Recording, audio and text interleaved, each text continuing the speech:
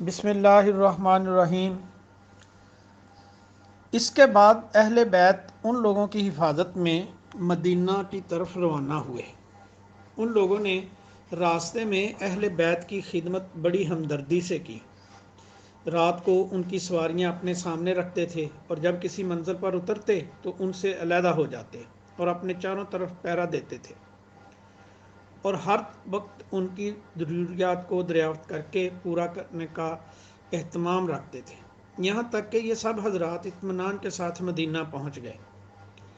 وطن پہنچ کر حضرت حسین رضی اللہ تعالیٰ عنہ کی صاحبزادی فاطمہ رضی اللہ تعالیٰ عنہ نے اپنی بہن زینب رضی اللہ تعالیٰ عنہ سے کہا کہ اس شخص نے ہم پر احسان کیا ہے، اس سفر میں راحت پہنچائی، ہمیں کچھ اس کو صلہ دینا چاہیے۔ زینب رضی اللہ تعالیٰ عنہ نے کہا، اب ہمارے پاس اپنے زیور کے سوا تو کچھ ہے نہیں۔ دونوں نے اپنے زیوروں میں سے 2 کنگن اور 2 بازو بند سونے کے نکالے اور ان کے سامنے پیش کیے اور اپنی بے مائگی کا عذر پیش کیا۔ اس شخص نے کہا، واللہ اگر میں نے یہ کام دنیا کے لیے کیا ہوتا تو میرے لیے یہ انعام بھی کم نہ تھا، لیکن میں نے تو اپنا فرض ادا کیا ہے جو کہ قرابت رسول اللہ صلی اللہ علیہ وسلم کی وجہ سے مجھ پر عائد ہوتا ہے۔ حضرت حسین رضی اللہ تعالیٰ عنہ کی زوجہ محترمہ رباب بنت امراء القیس بھی آپ کے ساتھ اسی سفر میں تھی اور شام بھیجی گئیں، پھر سب کے ساتھ مدینہ پہنچی تو باقی عمر اسی طرح گزار دی کہ کبھی مکان کے سایہ میں نہ رہتی تھی۔ کوئی کہتا کہ دوسری شادی کر لو تو جواب دیتی تھیں کہ میں رسول اللہ صلی اللہ علیہ وسلم کے بعد اور کسی کو اپنا خسر بنانے کے لیے تیار نہیں۔ بالآخر 1 سال بعد وفات ہو گئی۔ حضرت حسین رضی اللہ تعالیٰ عنہ اور ان کے اصحاب کے قتل کی خبریں مدینہ میں پہنچی تو پورے مدینہ میں کوہرام تھا۔ مدینہ کے در و دیوار رو رہے تھے، اور جب خاندان اہل بیت کی یہ بقیہ نفوس مدینہ پہنچے تو مدینہ والوں کے زخم از سر نو تازہ ہو گئے۔ جس وقت عبداللہ بن جعفر رضی اللہ تعالیٰ عنہ کو یہ خبر ملی کہ ان کے 2 بیٹے بھی حضرت حسین رضی اللہ تعالیٰ عنہ کے ساتھ شہید ہو گئے تو بہت لوگ ان کی تعزیت کو آئے۔ ایک شخص کی زبان سے نکل گیا کہ ہم پر یہ مصیبت حسین رضی اللہ تعالیٰ عنہ کی وجہ سے آئی ہے۔ حضرت عبداللہ بن جعفر رضی اللہ تعالیٰ عنہ کو غصہ آ گیا، اس کو جوتا پھینک مارا کہ کم وقت تو یہ کہتا ہے، واللہ اگر میں وہاں ہوتا تو میں بھی ان کے ساتھ قتل کر دیا جاتا۔ واللہ آج میرے بیٹوں کا قتل ہی میرے لیے تسلی ہے کہ اگر میں حسین رضی اللہ تعالیٰ عنہ کی کوئی مدد نہیں کر سکا تو میری اولاد نے یہ کام کر دیا۔ عام مورخین ابن اسیر وغیرہ نے لکھا ہے کہ حضرت حسین رضی اللہ تعالیٰ عنہ کی شہادت کے بعد 2-3 مہینے تک فضا کی یہ کیفیت رہی کہ جب آفتاب طلوع ہوتا اور دھوپ در و دیوار پر پڑتی تو اتنی سرخ ہوتی تھی جیسے دیواروں کو خون لپیٹ دیا گیا۔ بہقی نے دلائل میں بسند روایت کہا ہے کہ حضرت عبداللہ بن عباس رضی اللہ تعالیٰ عنہ نے ایک رات حضرت صلی اللہ علیہ وآلہ وسلم کو خواب میں دیکھا کہ دوپہر کا وقت ہے اور آپ پرانگدہ بھال پریشان حال ہیں، آپ کے ہاتھ میں ایک شیشی ہے جس میں خون ہے۔ ابن عباس رضی اللہ تعالیٰ عنہما فرماتے ہیں کہ میں نے عرض کیا کہ اس میں کیا ہے؟ فرمایا حسین کا خون ہے، میں اس کو اللہ تعالیٰ کے سامنے پیش کروں گا۔ حضرت ابن عباس رضی اللہ تعالیٰ عنہما نے اسی وقت لوگوں کو خبر دے دی کہ حسین رضی اللہ تعالیٰ عنہ شہید ہو گئے۔ اس خواب سے چند روز کے بعد حضرت حسین رضی اللہ تعالیٰ عنہ کی شہادت کی اطلاع پہنچی اور حساب کیا گیا تو ٹھیک وہی دن اور وہی وقت تھا آپ کی شہادت کا۔ ترمذی نے سلمہ رضی اللہ تعالیٰ عنہ سے روایت کیا ہے کہ سلمہ سے روایت کیا ہے کہ وہ ایک روز سلمہ رضی اللہ تعالیٰ عنہ کے پاس گئی تو دیکھا کہ وہ رو رہی ہیں۔ میں نے سبب پوچھا تو فرمایا کہ میں نے رسول اللہ صلی اللہ علیہ وسلم کو خواب میں اس طرح دیکھا کہ آپ کے سر مبارک اور داڑھی مبارک پر مٹی پڑی ہوئی ہے۔ میں نے پوچھا کہ یہ کیا حال ہے؟ فرمایا کہ میں ابھی حسین رضی اللہ تعالیٰ عنہ کے قتل پر موجود تھا۔ ابو نعیم نے دلائل میں حضرت سلمہ رضی اللہ تعالیٰ عنہ سے روایت کیا ہے کہ حضرت حسین رضی اللہ تعالیٰ عنہ کے قتل پر میں نے جنات کو روتے ہوئے دیکھا۔ جس وقت حضرت حسین رضی اللہ تعالیٰ عنہ پیاس سے مجبور ہو کر دریائے فریات پر پہنچے اور پانی پینا چاہتے تھے کہ کم بخت حسین بن نمیر نے، کچھ لوگوں نے کچھ اور بندے کا نام لیا ہے، تیر مارا جو آپ کے داہنے مبارک پر لگا۔ اس وقت آپ کی زبان سے بے ساختہ بد دعا نکلی کہ یا اللہ، رسول اللہ صلی اللہ علیہ وسلم کی بیٹی کے فرزند کے ساتھ جو کچھ کیا جا رہا ہے میں اس کا شکوہ آپ ہی سے کرتا ہوں۔ یا اللہ، ان کو چن چن کر قتل کر ان کے ٹکڑے ٹکڑے فرما دے، ان میں سے کسی کو باقی نہ چھوڑ۔ اول تو ایسے مظلوم کی بد دعا، پھر سبت رسول صلی اللہ علیہ وآلہ وسلم، اس کی قبولیت میں شبہ کیا تھا؟ دعا قبول ہو گئی اور آخرت سے پہلے دنیا ہی میں ایک ایک کر کے بری طرح مارے گئے۔ امام ظاہری رحمۃ اللہ علیہ فرماتے ہیں کہ جو لوگ قتل حسین میں شریک تھے ان میں سے ایک بھی نہیں بچا جس کو آخرت سے پہلے دنیا میں سزا نہ ملی ہو۔ کوئی قتل کیا گیا، کسی کا چہرہ سخت سیاہ ہو گیا یا مسخ ہو گیا، یا چند ہی روز میں ملک سلطنت چھن گیا، اور ظاہر ہے کہ یہ ان کے اعمال کی اصلی سزا نہیں بلکہ اس کا ایک نمونہ ہے جو لوگوں کی عبرت کے لیے دنیا میں دکھا دیا گیا۔ سبت ابن جوزی رحمۃ اللہ علیہ نے روایت کیا ہے کہ ایک بوڑھا آدمی حضرت حسین رضی اللہ تعالیٰ عنہ کے قتل میں شریک تھا۔ وہ دفعاتاً نبینا ہو گیا تو لوگوں نے سبب پوچھا۔ اس نے کہا کہ میں نے رسول اللہ صلی اللہ علیہ وسلم کو خواب میں دیکھا کہ آستین چڑھائے ہوئے ہیں، ہاتھ میں تلوار ہے اور آپ کے سامنے چمڑے کا وہ فرش ہے جس پر کسی کو قتل کیا جاتا ہے، اور اس پر قاتلان حسین رضی اللہ تعالیٰ عنہ میں سے 10 آدمیوں کی لاشیں ذبح کی ہوئی پڑی ہیں۔ اس کے بعد آپ نے مجھے ڈانٹا اور خون حسین رضی اللہ تعالیٰ عنہ کی ایک سلائی میری آنکھوں میں لگا دی۔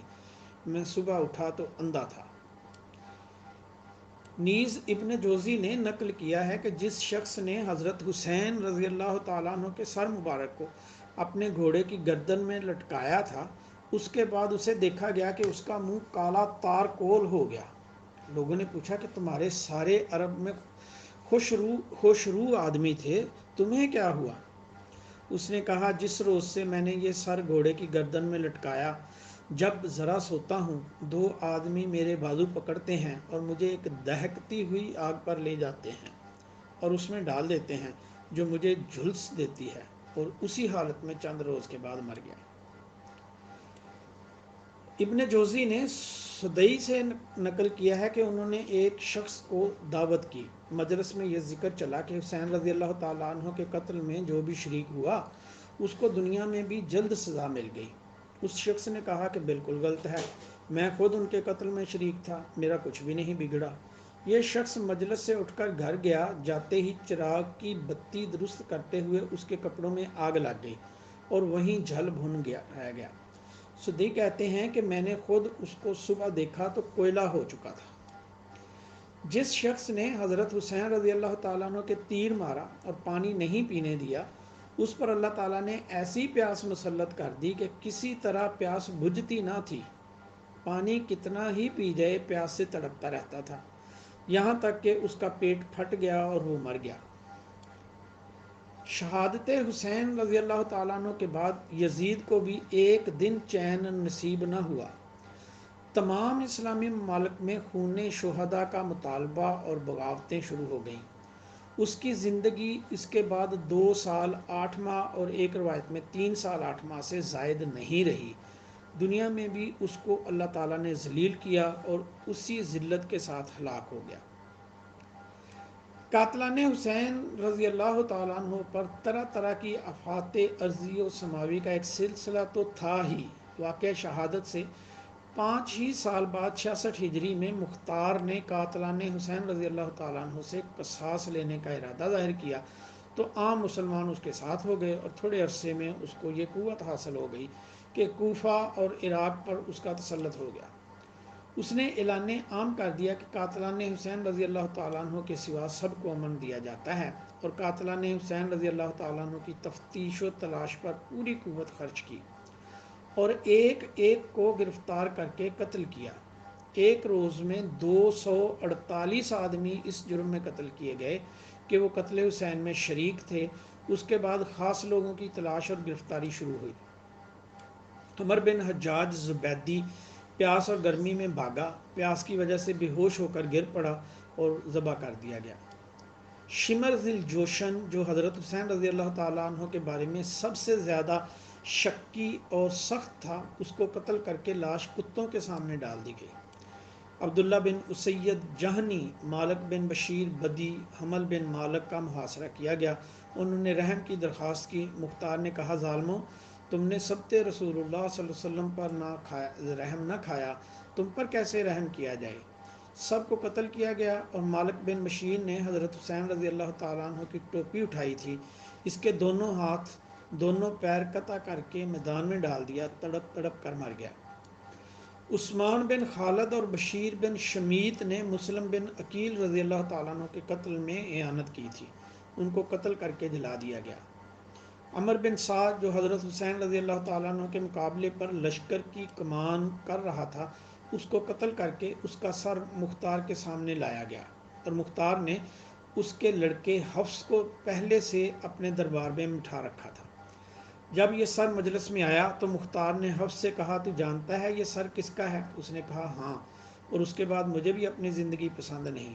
اس کو بھی قتل کر دیا گیا۔ اور مختار نے کہا، عمر بن سعد کا قتل تو حسین رضی اللہ تعالیٰ عنہ کے بدلے میں ہے، اور حفص کا قتل علی بن حسین رضی اللہ تعالیٰ عنہ کے بدلے میں۔ اور حقیقت یہ ہے کہ پھر بھی برابری نہیں ہوئی۔ اگر میں 3/4 قریش کو بدلے میں قتل کر دوں تو حضرت حسین رضی اللہ تعالیٰ عنہ کی ایک انگلی کا بھی بدلہ نہیں ہو سکتا۔ حکیم بن طفیل جس نے حضرت حسین رضی اللہ تعالیٰ عنہ کے تیر مارا تھا، اس کا بدن تیروں سے چھلنی کر دیا گیا، اسی میں ہلاک ہوا۔ زید بن رفاد نے حضرت حسین رضی اللہ تعالیٰ عنہ کے بھتیجے مسلم بن عقیل رضی اللہ تعالیٰ عنہ کے صاحبزادے عبداللہ رضی اللہ تعالیٰ عنہ کے تیر مارا۔ اس نے ہاتھ سے اپنی پیشانی چھپائی، تیر پیشانی پر لگا اور ہاتھ پیشانی کے ساتھ بندھ گیا۔ اس کو گرفتار کر کے اول اس پر تیر اور پتھر برسائے گئے، پھر زندہ جلا دیا گیا۔ سنان بن انس جس نے سر مبارک کاٹنے کا اقدام کیا تھا، کوفہ سے بھاگ گیا، اس کا گھر منہدم کر دیا گیا۔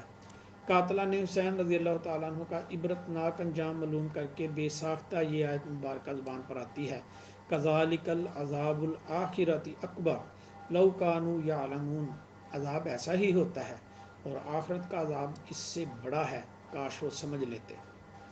عبداللہ بن عمیر لیسی کا بیان ہے کہ میں نے کوفہ کی قصر عمارت میں حضرت حسین رضی اللہ تعالیٰ عنہ کا سر عبداللہ بن زیاد کے سامنے ایک ڈھال پر رکھا ہوا دیکھا۔ پھر اسی قصر میں عبداللہ بن زیاد کا سر کٹا ہوا مختار کے سامنے دیکھا۔ پھر اسی قصر میں مختار کا سر کٹا ہوا مصعب بن زبیر کے سامنے دیکھا۔ پھر اسی جگہ مصعب بن زبیر کا سر عبد الملک کے سامنے دیکھا۔ میں نے یہ واقعہ عبد الملک سے ذکر کیا تو اس نے اس قصر کو منحوس سمجھ کر یہاں سے منتقل ہو گیا اور اس کو قصر کو بھی گرا دیا تھا اس نے۔ حضرت ابو ہریرہ رضی اللہ تعالیٰ عنہ کو شاید اس فتنے کا علم ہو گیا تھا۔